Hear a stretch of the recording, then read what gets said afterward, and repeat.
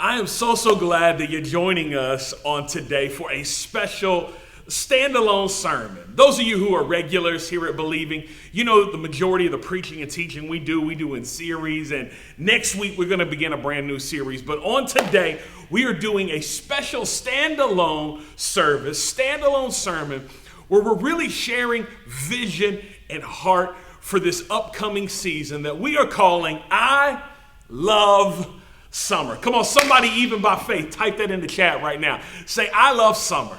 I love, not some lowercase stuff, not some sentence case stuff. You all caps that junk. Like, let them know. I love summer. Because this is that season where I love summer. This is the street. I love summer. It's our mantra in this upcoming season because we are here for good. You know, I love summer, though, really is way more than a phrase for us. It's more than a t-shirt, but yo, get yourself a t-shirt, all right? We made tons of these, and they're free, and they're available to everyone. Those of you who worship online, maybe you don't have the ability to come in person. We would love to mail you one. Come on. Like those of you who want to come by or you're here in person, we'll have them until we don't have them, okay? We want you to have it, rep it, wear it wherever you go. Our gift to you to proudly say, I love summer. But it's more than a t-shirt. Really, it's more than a phrase. Calling it a mantra really is doing a disservice to what it is. See, for me, it comes back to an experience I had in seminary and a Bible verse.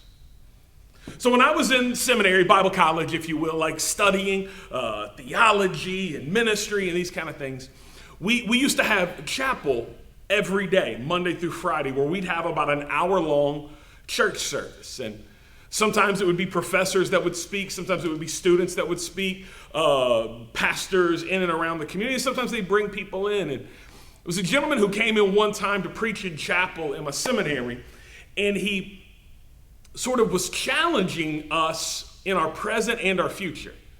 And I remember him making a statement that kind of gripped me, and I've never forgot about it. I mean, I was like 18 years old, I'm all eager to like serve Jesus and build his church and do whatever he calls me to do, whatever he wants from me. That's what I got. That's the way I was. And this guest preacher in my seminary chapel came in and basically offered us this question. If the church you serve, because again, he's talking to a bunch of future pastors and youth pastors and people that are serving ministry and that kind of thing. If the church you serve in ever closes its doors, will the neighborhood even notice? That statement rocked me. I still think about it. I still think about the nuances of it. If the church I serve in were to ever close its doors, not would the church notice, because the church would notice for about a week or two. I mean, maybe even you. People who participate in church, whether online or in person, serve, you're connected, you give, you lead, you help make things happen. Here's what's true. If you're devoted to God and his church, yes, you believe in the expression that is believing, but the truth is that probably in a few weeks you find something else somewhere else. Like you would carry on with your life. Some people honestly would disconnect from church altogether if the church ever closed. But that wasn't what he said. He didn't say would people in the church notice, because people in the church would be like, oh man, you remember him? I used to like hearing him preach. I used to like their worship team. I used to like some of the stuff they did. I used to like, man, they were always changing stuff up. They always giving things away, gave me a free t-shirt. Like, not would the church notice. Would the neighborhood notice?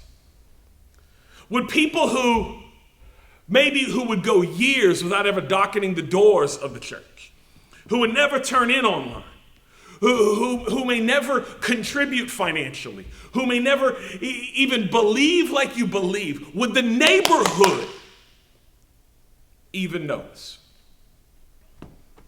That statement has gripped me literally since I was about 18 years old, sitting in chapel in seminary. And I gotta be honest, I've served in churches where it's like, dude, if we were to close, like I don't know that the neighborhood would care.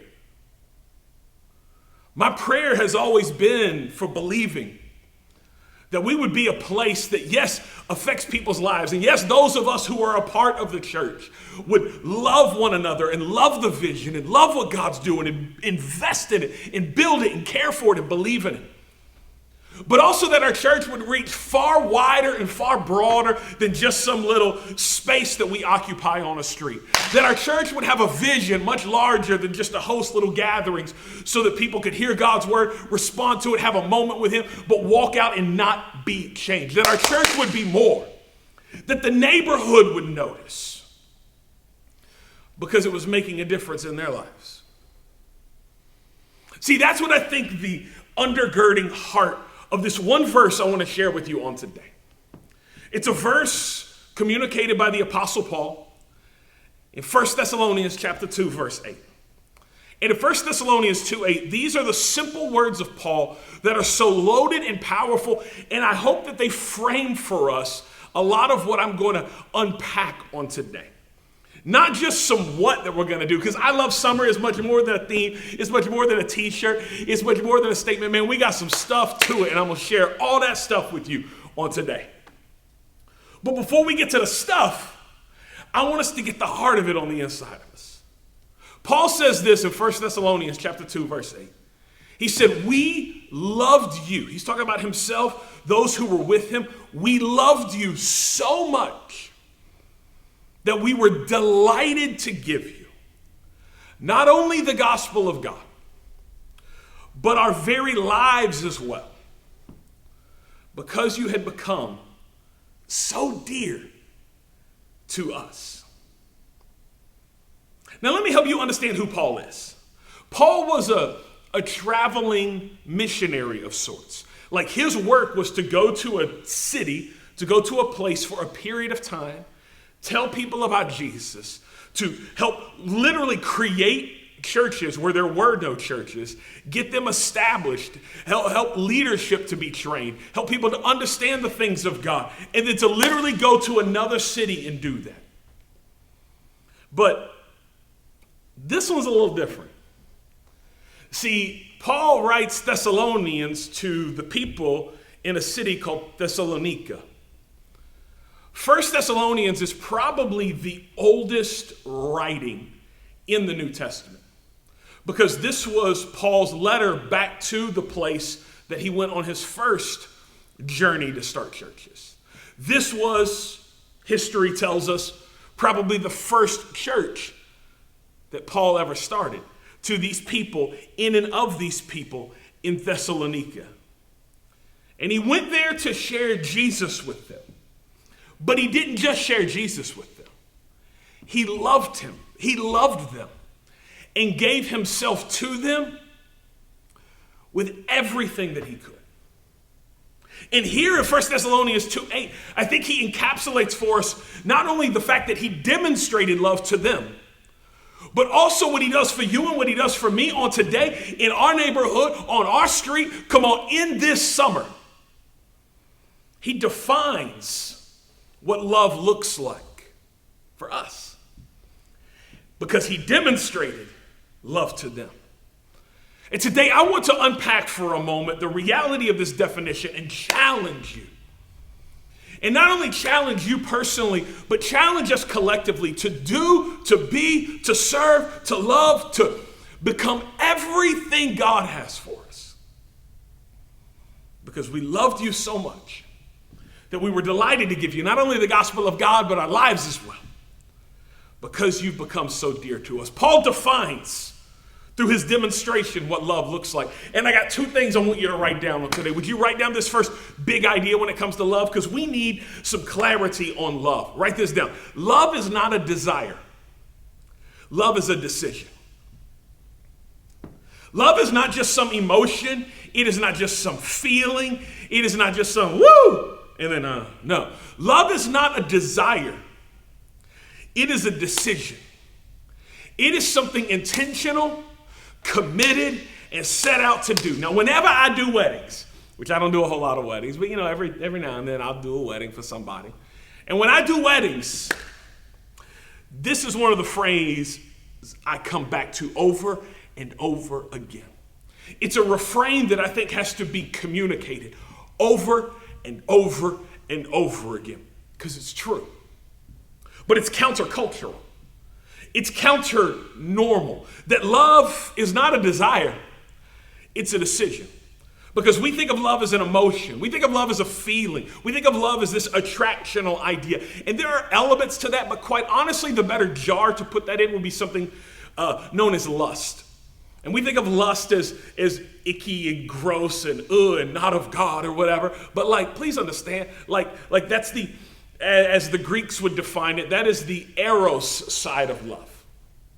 But the love that Paul is getting to here is not a love that's just simply emotional. It's not just a love that I feel it. I feel like I love you, now I feel like I don't.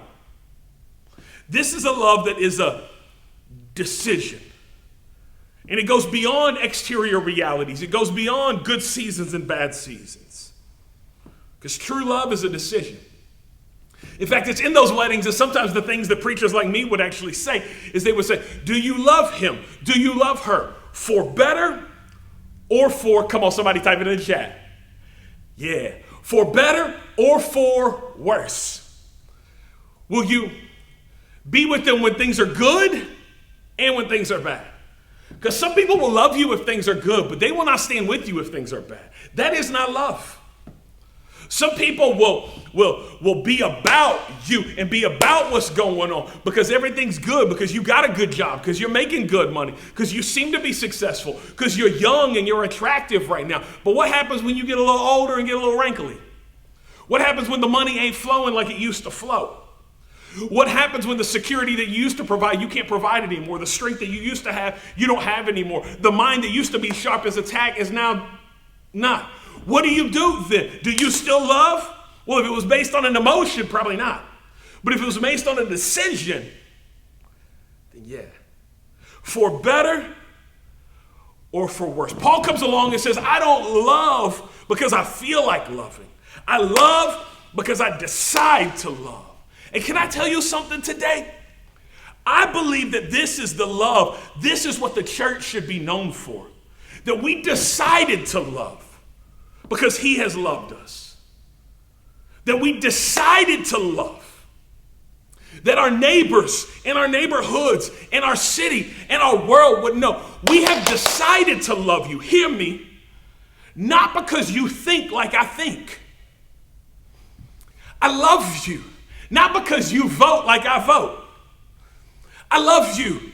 Not because you believe like I believe. Not because you live like I live. Not because you value like I value. I love you because I decided to love you, which means there is nothing you can do to change my love for you. Paul makes this powerfully loaded statement right here in 1 Thessalonians chapter 2. He makes this incredibly honest, complex, and loaded statement when he says, we loved you so much that we were delighted to give you not only the gospel of God, but our lives as well. See, in this statement, he makes a decision I don't want you to miss. And so I'm going to walk through it slow. Somebody in that chat say, take your time, preacher. Oh, it ain't going to take me too long, but I'm going to take my time. Because I do not want you to miss what he communicates here. Because for some of you, I need to break apart some of the churchiness on the inside of you. Some of you, I need to break apart some of the maybe what you've been handed at a particular time to help you get to the heart of what Paul is trying to communicate here. See, Paul says to them that giving the gospel to them was the first and most important thing they could give them. We loved you so much that we were delighted to give you the gospel of God. That's what he says. But he said not only the gospel of God. In other words, he said we were delighted to give you the good news of Jesus. We were delighted to give you the truth of the reality that salvation is found in no one else. But that's not the only thing we gave you. And this is where it gets a little tricky, but this is what Paul says. He says, what else we gave you actually cost us more than that. We gave you the gospel of God, and that actually didn't cost us much. But what we also gave you cost us a whole lot. You see, the good news that Jesus provides us cost Jesus everything. But Paul understood it cost him nothing. Oh, you don't like that. But Jesus himself said, freely you've received, so freely you give. The salvation that we have, that is the good news about Jesus, can I tell you, it cost Jesus everything. But don't get it twisted, it cost you nothing. And too often as people of faith, we're content to give people Jesus and leave it at that. And maybe it's because we don't love them like that. It's like, let me tell you about Jesus. Let me tell you about salvation. Let me give you the hope that I found in Jesus. But I'm going to draw a line right there because that's all I'm willing to give. The problem is you got that for free. I know some people that are willing to give some stuff that they got for free. But people who really ride with you will give to you when it costs them something. People who really for you will give you something even if it costs them everything. People who really love you demonstrate their love for you, not by saying, I'm just going to love you when I desire to. I'm going to love you when I feel like it. We love you so much that we were delighted to give you, not just the gospel of God, because we got that for free, but we gave you our lives as well, because you've become so dear to us. You see, loving people enough to give them Jesus is one thing. But loving people enough to give them yourself is another. Oh, the good news about Jesus is the most important thing we could give anyone. But Paul says we loved you so much that we were delighted to give you not just the gospel of God, that's what was expected of us. Give you not just the gospel of God, that's what we got for free. Give you not only the gospel of God, that's the most important thing, and whether you see it or not, it is the most important thing. But we loved you so much, we gave you our lives as well. Because you've become so dear to us. How far will you love others? To the extent of your desire? Or to the depth of your decision? How far are you willing to love others? See, because what I'm telling you on today is that at Believing, we will be people who've decided to love. We've decided to love all people. We've decided to give of ourselves for people. Not just when we feel like it, not just when it's convenient for us, not just when it's popular too, not just when it's a season where everybody is sharing. You know what I've learned is that there are many people who will share as long as there's a camera around. There are people who will give as long as there's a news article written about it. There are people who will do good because it's the season of doing good. But baby, people are hungry in the summer. People are struggling in the summer. People are looking for somebody to care for them in the summer. We loved you so much that we were delighted to give you not just the gospel of God, but our lives as well. Because we have decided. Somebody in that chat type, I have decided. I have decided that love is not just going to be something I desire and it'll come from me when I desire to, but I have decided that love will come through me. Because love is not a desire, it's a decision. And there's a second reality I'd love for you to write down. Would you catch this? Love is not a declaration. Love is a demonstration. You see, the gospel is free, but ministry is expensive. And to that, Paul says, bring me the check. The gospel is free. That's what Paul said. Ministry is expensive. It cost him everything he had. And he said, bring that check over here. I got you. Why? Because love is not a declaration. Love is a demonstration. Now, I'm sure everybody is probably familiar with the TV show, The Office, right? Come on, you familiar with The Office? Come on, hit me with that clap in the chat. Come on, somebody start liking it. Like, you've seen The Office. Yeah, of course you have. You've heard about The Office, even if you haven't seen it. I mean, The Office was one of those shows that as streaming services started to pop up, whoever had The Office just would get this influx of subscribers because people love The Office. It has been not like making new episodes for a minute now. I think at least a decade, if not longer. But people love The Office. My wife and I, when it was like a show, it was one of our shows. Like we would record The Office, we'd watch, we've seen every episode. In fact, to this day, shout out to Peacock. Like to this day, we still will watch The Office. Like sometimes I'll walk into our bedroom and my wife will be sitting in the bed there and she'll just be laughing. And I'll turn to the side and look because like when you open the door to our room, we have a TV in our room, but as you open the door, it sort of blocks the TV. So you see like whoever may be in the bed or you see the bed or whatever, and I'll see her there and she'll just be looking at the TV laughing. And I know what she's watching before I even can see what she's watching because of and she's watching The Office because The Office is fantastic. It holds up, y'all. It holds up. It's so funny. And there are so many moments in The Office that they make me laugh, like hurting laugh. But one of the funniest, if not the funniest, is when the primary character, who's the manager of The Office, a guy named Michael Scott, some of you know his character, and don't worry, this has been out for forever, so I ain't spoiling nothing. You ain't seen The Office by now, that's on you. But Michael Scott is in real financial trouble. He's just got some financial troubles, and he's trying to figure out what to do. And so he's talking to people and asking people in the office what to do. And he's in his office and having this conversation with somebody. And they let him know about an option for him that he could declare bankruptcy.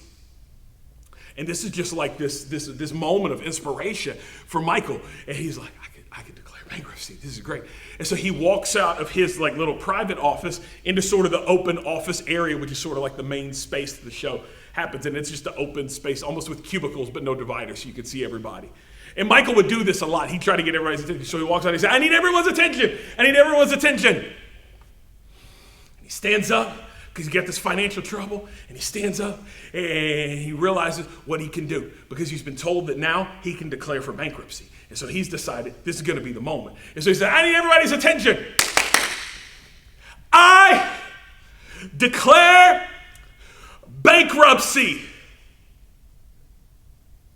And he turns around and goes back in his office. Now, obviously, the whole thing with the show is like, that's not what that means. Like it's neat. I declare, come on, if you hadn't seen it, you need to see it. I declare bankruptcy.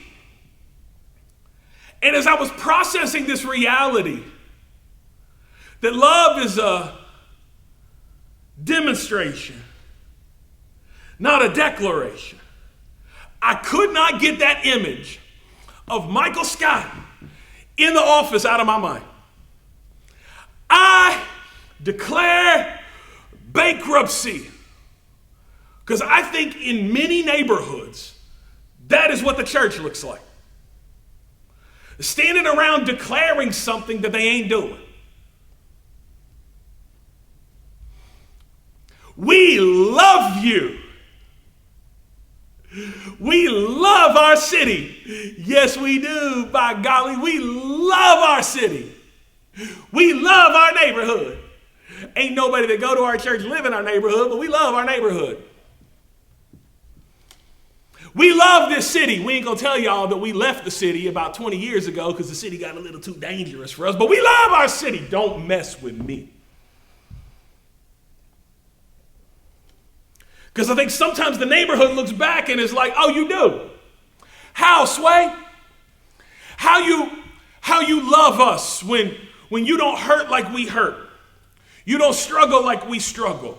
When I got needs and you seem to have answers, but you're answering questions I ain't asking. How do you love me? See, we've got to get in our mind and get in our heart that love is not a declaration. It is neat to tell somebody you love them. But if you don't show up, if you don't show it, then what are you about? Because love is not just some declaration that I run around telling people, I love you, and I love you, and I love this city, and I love our neighborhood, and I love all the people, and I love, and I love, and I love, and I love, and I love. And we have spent way too much time declaring and not enough time demonstrating. Because hear me, if you say you love, but don't show you love, you're not loving, you're lying.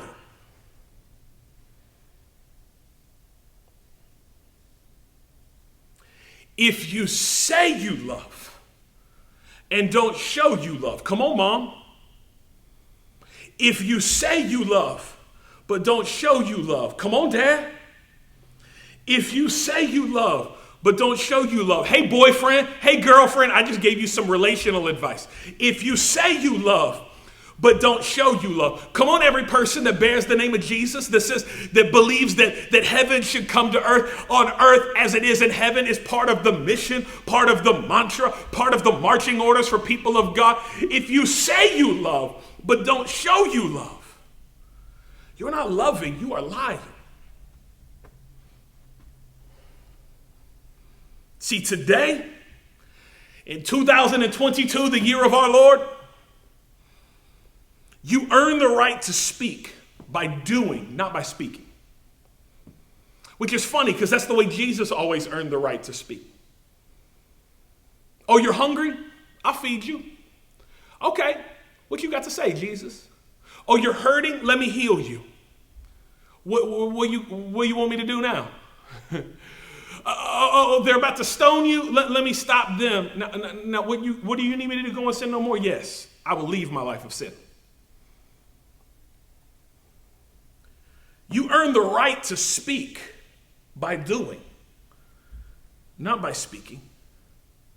Like, what if you got invited to share about what Jesus was doing in your life because of what you did for the people Jesus called you to love? Come on, what if your neighbors started to wonder about the reason why you loved them, why you were concerned about them? What if our neighbors started to reach out and ask questions because we served them, not because they thought like us, not because they believed like us, not because they prayed like us, not because they had the same values, but they could not deny the love, not that they heard about, but that they saw about. Because we didn't talk about it, we be about it. This summer, let's love summer like we never have before. Deciding to demonstrate love like we never have before. Because there is a world around us that is hurting and struggling, and they need the good news of the gospel.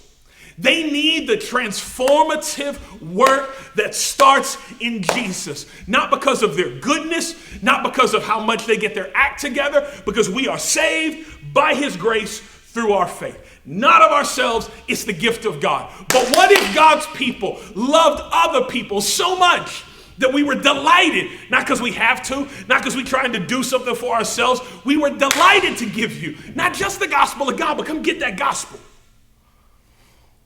We gave you our very lives as well because you became so dear to us. That's what was in Paul.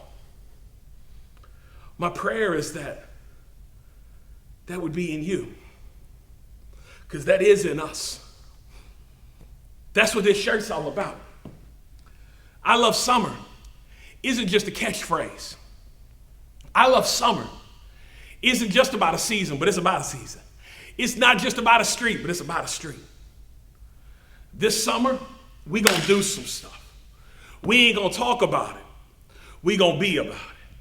Somebody needs to put the title of this sermon in the chat right now. Somebody needs to share this on social. You need to share this on TikTok. Put this on Instagram or Twitter. Like, we ain't gonna talk about it. We gonna be about it. You see, this summer, we gonna do three things.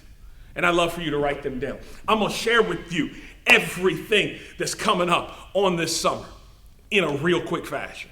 Because not only am I going to share it with you, but it's also on our website. If you go there right now, believing.church, you will see a gigantic banner that says, I love summer. You click on that, everything coming up is already right there. If you get one of these t-shirts, you pick it up in person, we're going to give you a card with it, got all this stuff on it. If you have one sent to you in the mail, we're going to put one of these in the mail with you. You know, like you're going to see this, because this is what, because we ain't going to talk about it.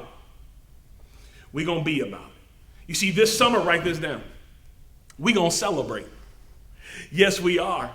This summer, we gonna celebrate. Because if you're not celebrating summer, you're doing summer wrong. Summer is a season of celebration, is it not? I mean, it's hot out. Like the sun is up late. Like it is a season to celebrate.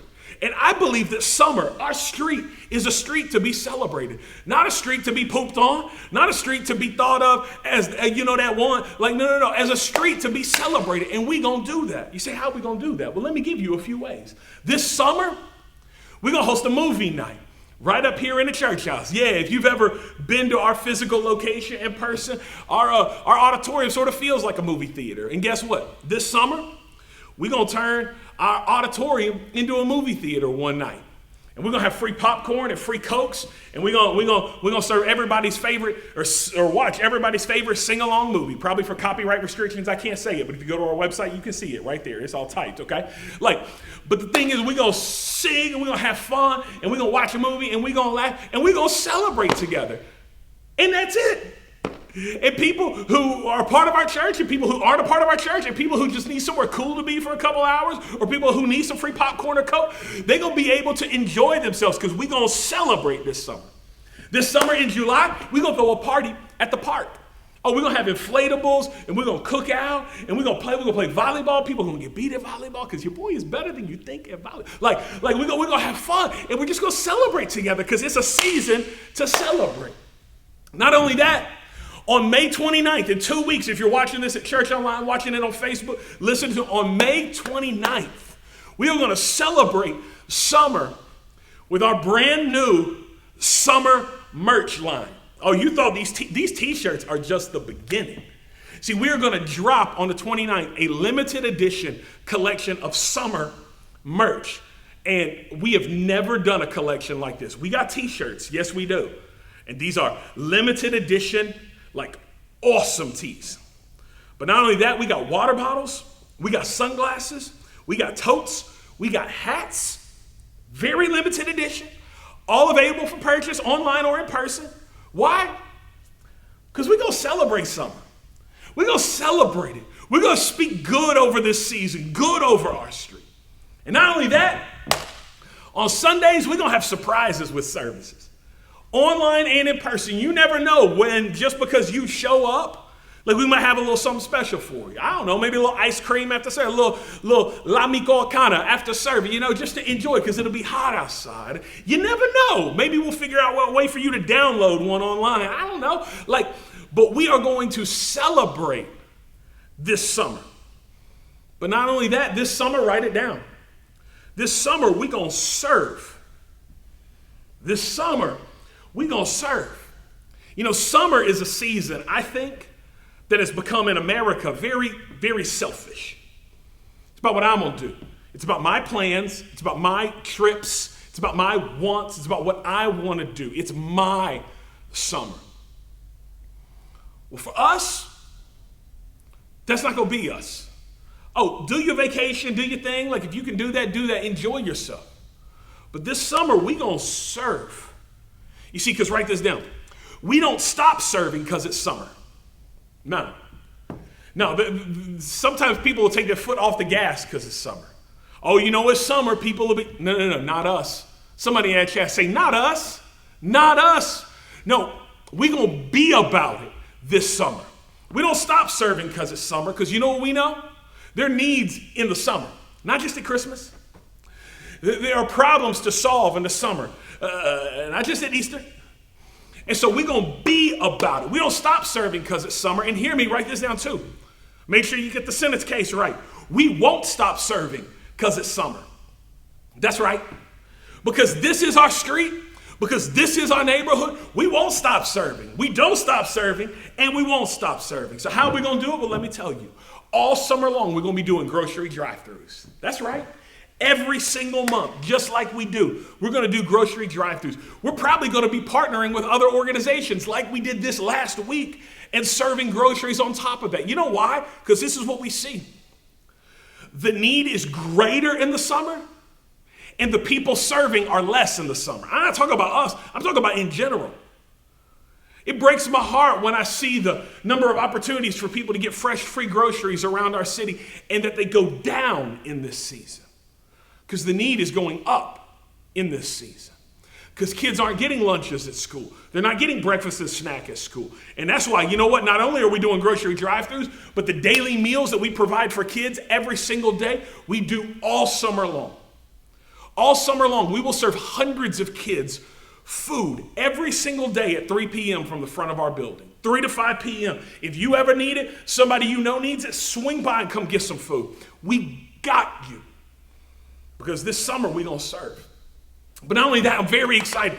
This summer we're going to be doing community cleanups.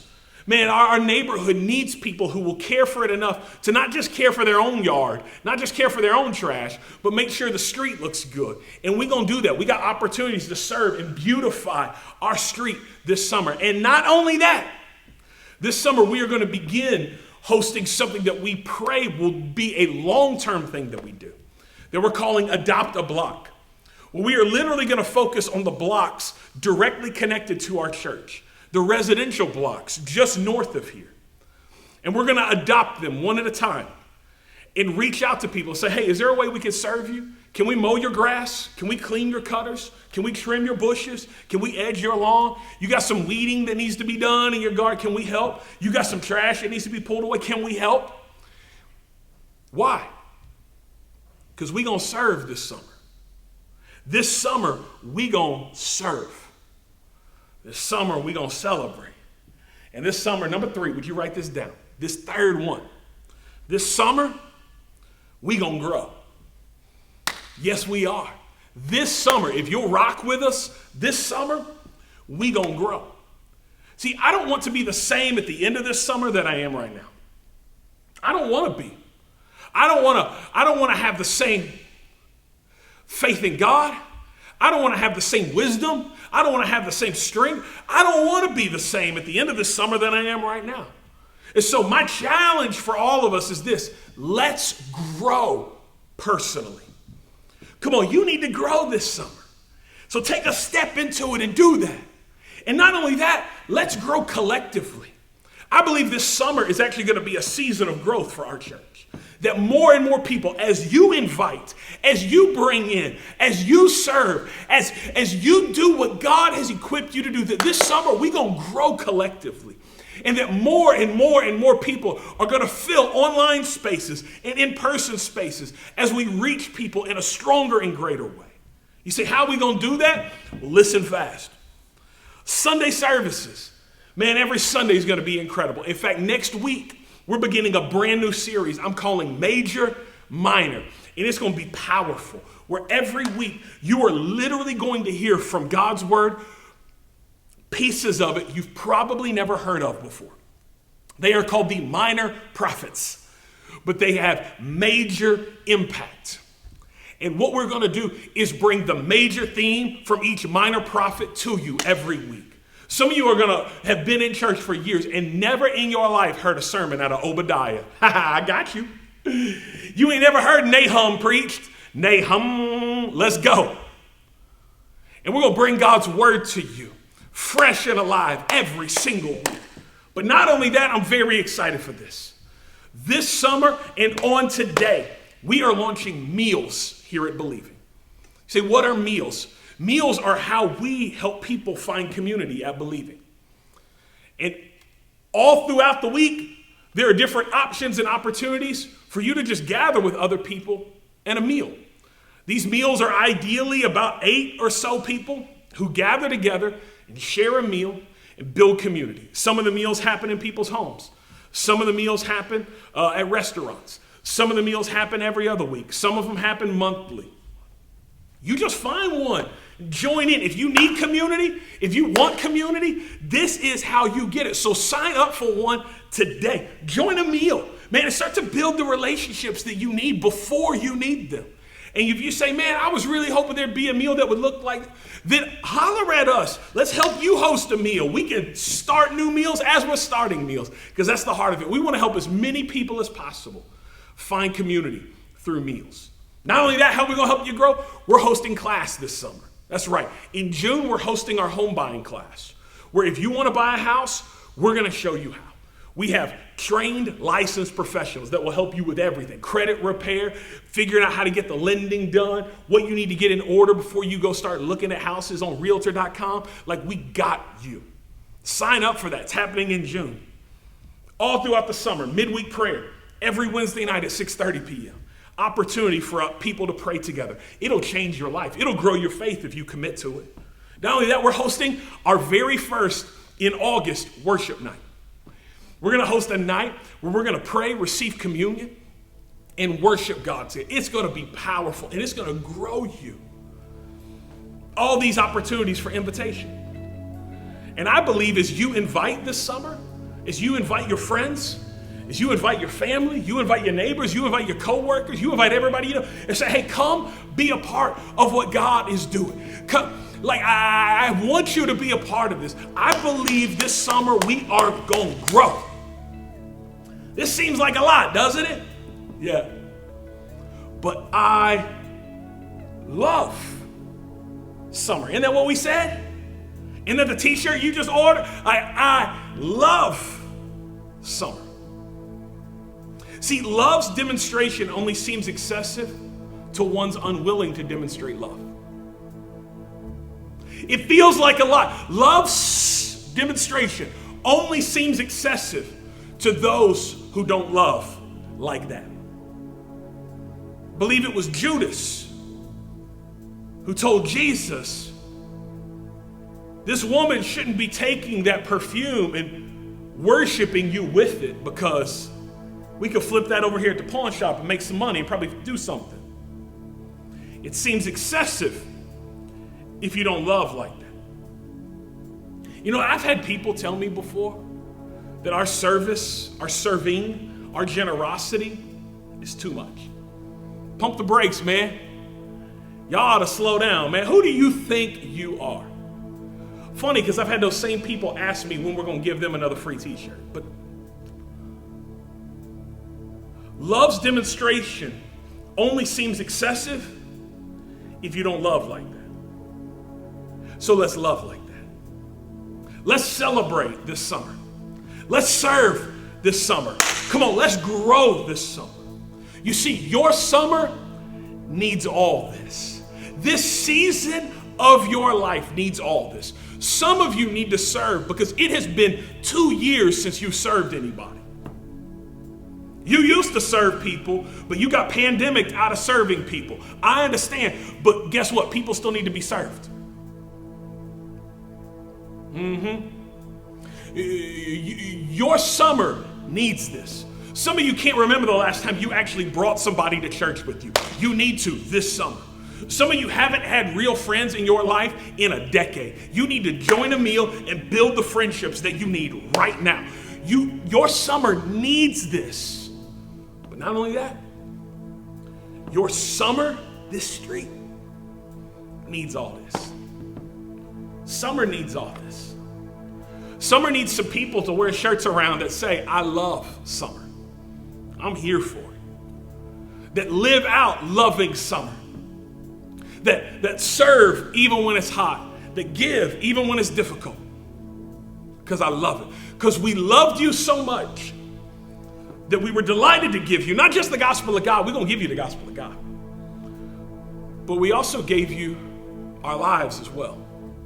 Because you became so dear to us. So you say, what can I do? I'll tell you what to do. Jump in now.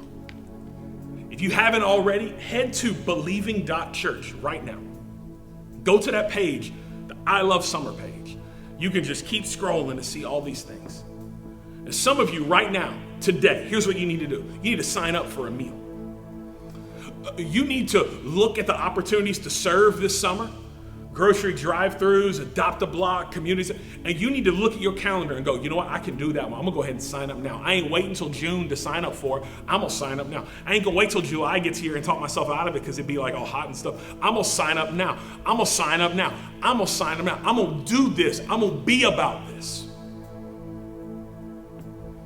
You need to not just talk about it, be about it. Don't just declare that you love. Demonstrate. You need to go ahead and put some of those celebrations in your calendar. Be like, yes, we are going to party at the park. Yeah, we are going to be there on that Friday night to worship. We're going to be there for the movie. Yes, we are. And begin to say, I am going to demonstrate. I ain't just going to talk about it. I'm going to demonstrate it this summer. Because I love summer. Can I just pray for us and pray for this season before we go today? God, I love you. I thank you for your vision. I thank you for your concern for our community, for our city. And Father, I pray today that you would bless your people. God, you would grow your people. You would encourage your people as they serve, as they celebrate, as they grow in this season. God, let us be people who don't just talk about it, but we be about it. We won't just talk about loving our neighbors. We will love our neighbors. We won't just talk about giving. We won't just talk about praying. We won't just talk about enabling and bettering. We will do it for the honor and for the glory of your great name. And everybody said, amen.